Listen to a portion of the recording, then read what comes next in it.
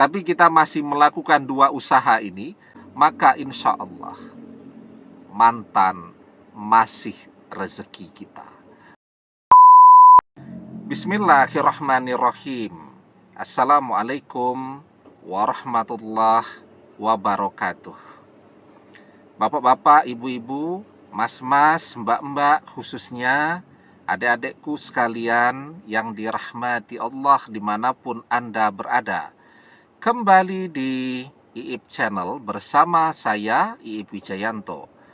Kali ini kita akan membahas tema dua tanda jika mantan yang sudah benar-benar gak mau balik denganmu adalah jodohmu.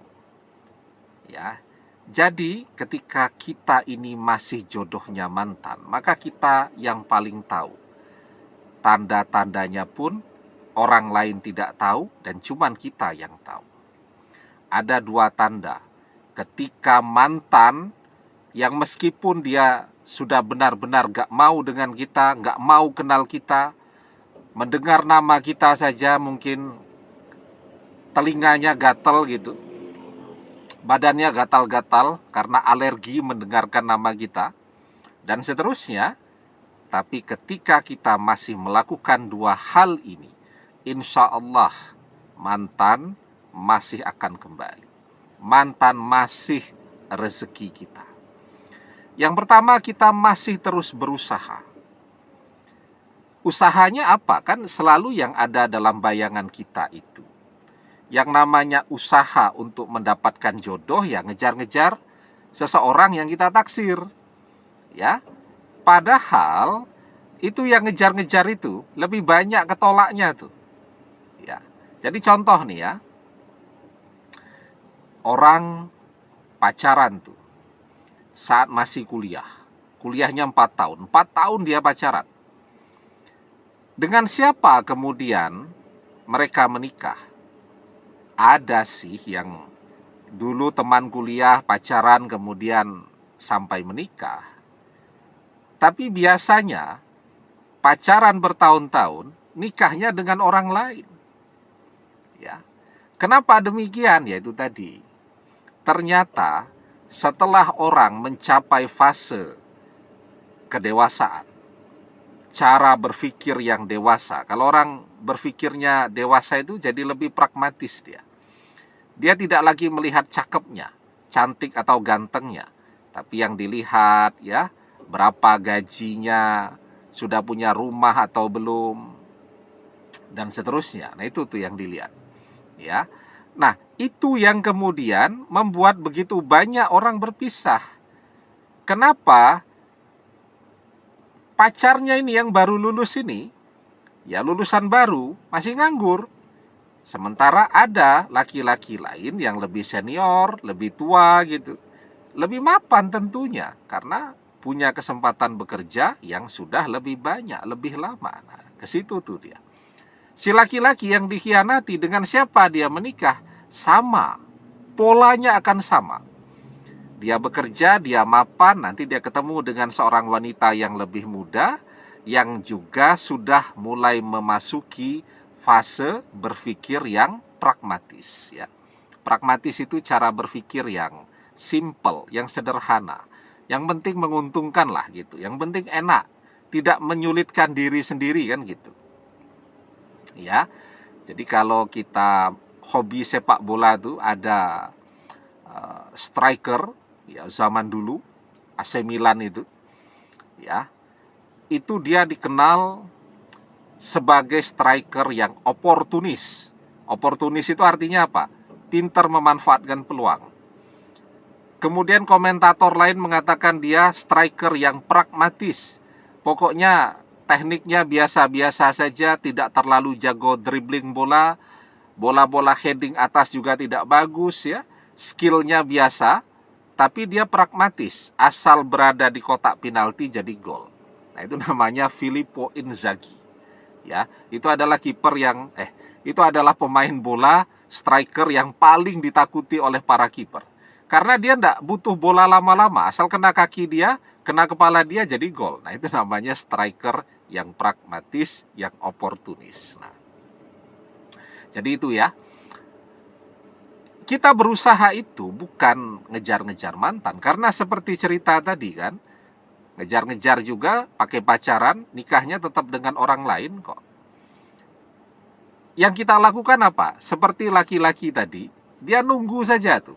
Dia fokus kepada pekerjaannya, dia menjadi mapan, dia menjadi mandiri. Nah, ini profil calon mantu idaman sekaligus calon suami yang diinginkan, ya, bagi wanita yang sudah memasuki fase dewasa tadi. Cara berpikirnya sudah pragmatis, tidak lagi mikir cakep. Ngapain juga cakep-cakep, ganteng-ganteng kalau nganggur.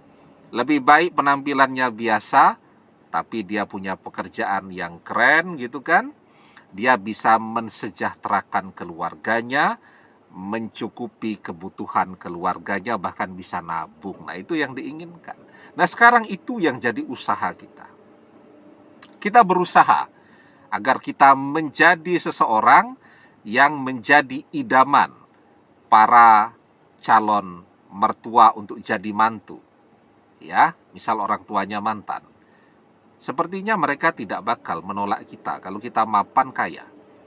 Apalagi kayanya itu bukan karena faktor warisan, tapi sesuatu yang kita usahakan dengan jerih payah kita sendiri. Ya. Nah, begitu juga dengan mantan kan. Ketika dia melihat kita mapan, kita bisa memenuhi apa yang jadi impiannya, sepertinya tidak sulit bagi dia untuk memilih balik kepada kita. Maka selalu saya katakan, ayo kita bekerja. Kalau yang mahasiswa, ayo selesaikan kuliahnya. Karena kalau sudah beres kuliahnya, bisa masuk ke dunia nyata, nyari pekerjaan, berkarya, mapan, maka levelnya akan langsung naik tuh. Karena apa? Kalau dia masih kuliah, seganteng apapun dia melamar ya untuk jadi calon mantu, mesti pertanyaan di zaman sekarang dari calon mertua, kuliah sudah beres atau belum? Kan selalu begitu. Ya. Nah, jadi itu. Yang pertama, kita berusaha untuk menjadi seseorang yang diinginkan oleh semua orang. Wa 'alaisa lil insani illa masya'a. Dan bahwasanya seorang manusia tiada memperoleh selain apa yang telah diusahakannya. Yang kedua, kita juga berusaha. Kalau kemarin secara zahiriah ngejar-ngejar mantan, sekarang energi ngejar-ngejar mantan itu kita fokuskan untuk bekerja, tetapi kita berusaha dengan doa. Ini yang penting sekali. Kenapa?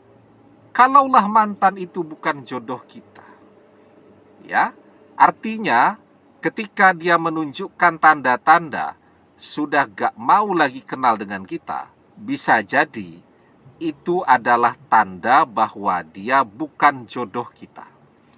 Tapi selama kita tidak berputus asa dalam berdoa, kita terus berharap kepada pertolongan Allah, maka keajaiban akan terjadi.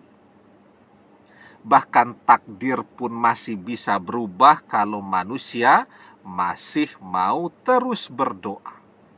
Ya, la yaruddul qada'a illa du'a. Tidak ada yang bisa menolak takdir illa du'a, kecuali doa. Ya, jadi cuman satu-satunya yang bisa merubah takdir manusia itu adalah doa. Karena itu doa itu adalah sesuatu yang amat sangat penting di sisi Allah. Laisa sayun akroma 'alallahi ta'ala minad du'a. Tidak ada yang lebih penting di sisi Allah daripada doa. Kalau manusia masih mau terus berdoa, segala sesuatunya masih bisa terjadi. Maka meskipun mantan sepertinya benar-benar sudah gak mau balik dengan kita, tapi kita masih melakukan dua usaha ini. Satu usaha secara zahiriah, agar semua orang menginginkan kita, termasuk mantan dan orang tuanya. Yang kedua, usaha secara batiniah, kita berdoa, minta kepada Allah, maka insya Allah mantan masih rezeki kita. Mantan masih akan kembali. Demikian, semoga bermanfaat. Wallahu a'lam bissawab, billahi taufik wal hidayah. Assalamualaikum warahmatullahi wabarakatuh.